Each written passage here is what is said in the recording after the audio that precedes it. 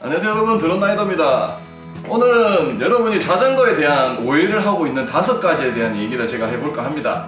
먼저 이 5가지 얘기를 하기 전에 저는 의사도 아니고 전문가도 아니에요. 제 뇌피셜이랑 제가 조사했던 내용을 지금 영상으로 만들어내니까 오해 없으시기 바랍니다. 첫 번째, 많은 여성분들이 걱정하는 문제, 자전거를 타면 다리가 굵어지는 거 아니냐 라는 오해를 많이 하시죠.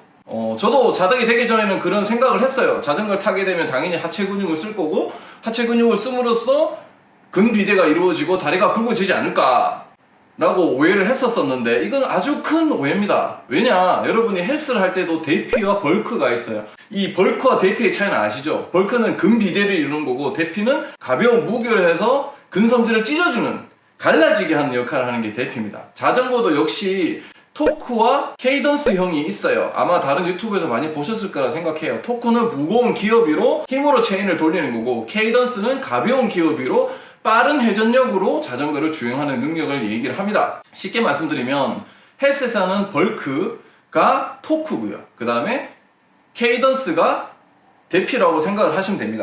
비슷한 예로 수영을 하면, 제가 새벽 수영도 7년 정도 했는데, 수영을 하면 어깨가 넓어지는 거 아니냐? 네, 아닙니다. 저희 이 어깨는 수영으로 넓어진 게 아니고 웨이트로 해서 근육으로 어깨가 펴지면서 근육이 생겼기 때문에 어깨가 넓어진 거거든요. 그래서 수영을 하면 어깨가 넓어지는 거 아니냐는 많은 오해들을 하시는데, 그건 역시 어린 성장기 때 굉장히 오랜 시간 동안 수영을 함으로써 어깨가 넓어지는 거예요.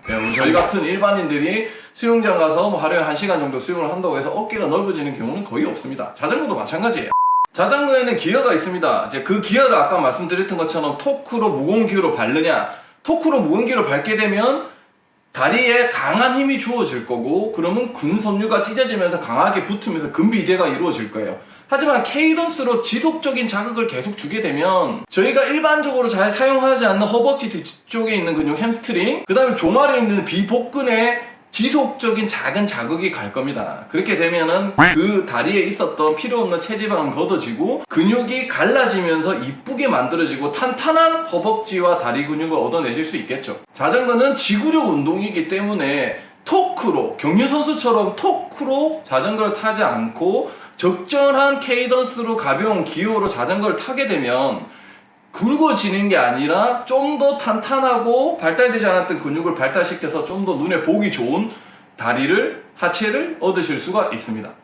하지만 자전거를 안 타시는 많은 분들은 자전거는 하체 운동이기 때문에 다리가 굵어질 거라는 오해를 많이 하시죠. 자전거는 하체 운동이 아니에요. 하체를 쓰는 운동이긴 하지만 유산소 운동입니다. 유산소 운동. 그걸 꼭 명심하시고, 자전거를 탄다고 해서 다리가 무조건 굵어지는 게 아니라는 거, 여러분 그 사실 알고 넘어가셨으면 좋겠네요. 자전거는 무릎에 좋지 않은 운동이라고 많이들 오해를 하십니다. 하지만 많은 의사분들이 무릎을 수술하거나 인공관절을 달았을 경우 수영장과 실내 자전거를 많이 추천합니다. 왜 그럴까요? 여러분들이 무릎에 가지고 있는 관절 같은 경우는 내가 가지고 있는 신체 무게의 하중을 버티는 부분이에요. 그러면 자전거는 여러분들이 타실 때 체중은 어디에 실려 있습니까? 내 무릎이 받는 게 아니라 안장에 체중을 싣고 있죠. 그렇기 때문에 무릎에는 부담이 훨씬 덜 갑니다. 근데 사람들이 왜 자전거가 무릎에 좋지 않은 운동이라고 오해를 하냐면, 내 자전거에 맞지 않는 피팅으로 인해서 무릎이 완전 펴지거나 무릎이 너무 많이 굽혀진 상태에서 똑같은 반복 자극 운동을 하게 되면 무릎에, 그리고 무릎을 갖고 있는 근육에 지속적인 자극이 가요. 내한테 맞지 않는 피팅으로 인해서 의도치 않는 무릎에 자극이 가서 무릎이 아픈 경우들이 상당히 많습니다. 제가 예전에 국대 코치님이 그 자가 피팅 영상 만들었었죠. 그 영상 같은 걸 보시고 나한테 맞게 피팅을 하거나 아니면 전문 피터한테 가셔가지고 피팅을 받게 되시면, 자전거는 무릎에 안 좋은 운동이 아니라 무릎에 재활 운동으로 좋다는 결론이 나올 수가 있어요. 무릎에 도움이 될 수 있는 운동들은 무릎에 가는 피로도를 줄일 수 있는 것밖에 없어요. 그래서 일단 조깅, 걷거나 아파트를 오르거나 내리는 거, 그것도 운동이 되겠지만 그것보다는 내 체중을 분산할 수 있는 수영이나 자전거가 더 무릎에는 부담이 가지 않고 더 무릎이나 관절을 강화시킬 수 있는 거죠.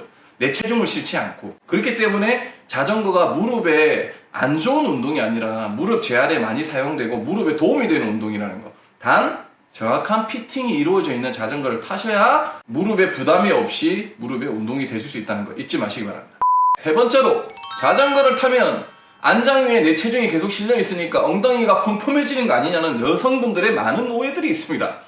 네, 아닙니다. 자전거를 타는 건 체중이 안장 위에 실려 있어서 엉덩이가 눌려서 펑펑해지는 게 아니고, 자전거를 탐으로써 아까 말씀드렸던 거 있죠. 내가 일반적으로 사용하지 않는 운동, 둔근이나 햄스트링 쪽에 자전거를 타게 되면 자연스럽게 운동이 돼요. 그럼 어떻게 되겠습니까?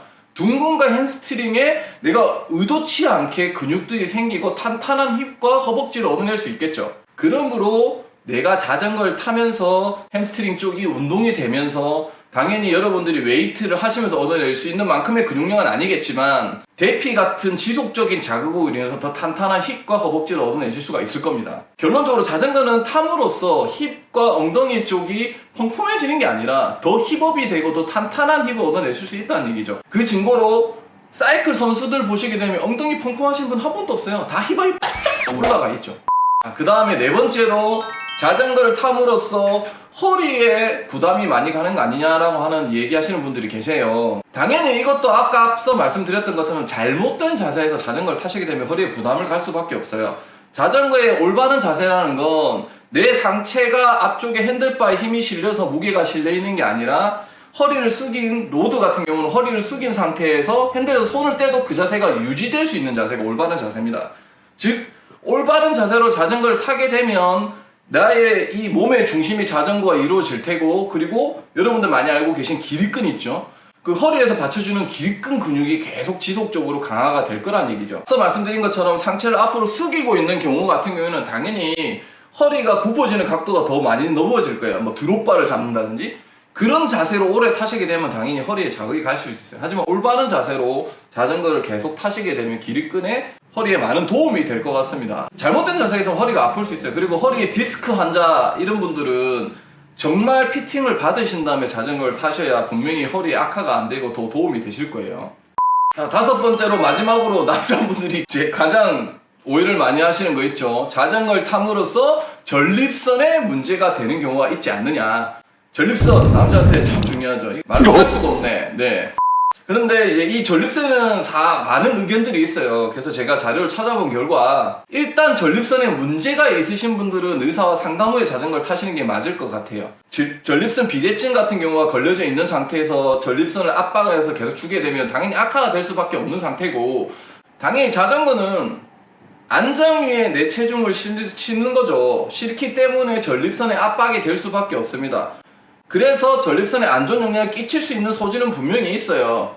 하지만 여러분들이 아시는 남성의 혈류의 증가로 남성의 그런 성적 욕구가 커지는 거죠. 우리가 하는 자전거 자체가 유산소 운동이잖아요. 유산소 운동을 함으로써 당연히 혈류가 빨리 돌 테고 심폐가 올라가면서 혈류의 찌꺼기가 제거가 될 겁니다. 남자들이 무서워하는 그 발기부전이 오른 것도 보통 이게 비만이라는 요인이 가장 큰 요인 중에 하나죠. 그러면서 유산소를 하는 자전거를 탐으로써 그 비만을 예방할 수 있고, 남성 호르몬 테스토스테론이 자전거를 탐으로써 유산소 운동을 하면서 더 많이 분비된다고 합니다.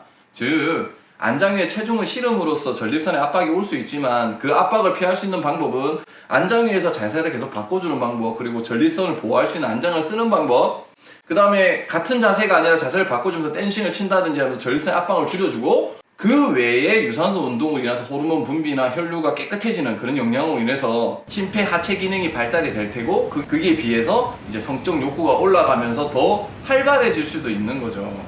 일단 자전거를 타시는 여러분들한테 제가 남자분한테 물어봤어요. 이제 이걸 탐으로써 성적 욕구가 줄거나 전립선에 문제가 생기신 분들은 있느냐. 뭐 있다고 얘기하신 분은 없어요. 그게 뭐 자존심 문제이기 때문에 말을 안 했을 수도 있고. 하지만 자전거를 탐으로써 체중이 빠지고 성적 욕구가 더 올라가신 분들이 더 많습니다. 당연히 이것도 마찬가지로 안정된 자세와 나한테 맞는 자전거, 여러 가지 요건들이 맞아서 몸에 부담되지 않고 자전거를 탔을 때의 얘기가 되겠죠. 자전거는 제가 이때까지 했던 많은 유산소 중에 가장 즐거운 운동 중에 하나였습니다. 가장 즐거운 건 많은 분들과 차로 볼 수 없는 여러 가지 전경을 내가 볼 수 있었다는 게 저는 가장 좋았고, 세계보건기구에서도 심장병 및 당뇨, 성인병 발병을 50% 이상 감소시킨다고 하는 아주 좋은 운동입니다. 내가 자전거만 있으면 어디든 갈 수 있고 많은 분들과 그 추억을 공유할 수 있다는 것 때문에 저는 자전거를 지금도 좋아하고 자전거를 하면서 건강을 계속 유지를 하고 있어요. 이런 정맥순환에도 좋고 몸의 건강을 찾아주는 자전거가 앞에 말씀드렸던 5가지 그런 오해들, 아마 더 많은 오해들이 있겠죠. 그래서 이런 오해들이 제 영상을 위해서 조금 풀어지고 좀 더 자전거가 활성이 됐으면 좋겠어요. 여러분들도 그런 오해 하지 마시고 자 다시 지금 자독으로 오세요. 그럼 너무 즐거운 게 많습니다. 또 궁금한 점 사항이 있으시면 아래 댓글로 달아주시고 제가 아는 한도까지는 댓글로 답변을 드리도록 할게요. 여러분들 자전거를 탐으로써 내 하체가 굵어진다, 허리가 아프다, 남성의 기능이 떨어진다, 엉덩이가 펑크해지는 거 아니냐, 무릎이 안 좋아지는 거 아니냐 등 많은 오해들 하셨죠. 제 영상으로 그런 오해들 푸시고 자전거에 좀 더 사랑과 애정을 가져줬으면 좋겠습니다. 또 다른 오해나 재미있는 에피소드 있으시면 언제든지 댓글로 남겨주시고 여기까지 자전거에 대한 오해 5가지에 대한 영상을 만들어본 드론나이더였습니다. 감사합니다. 안녕.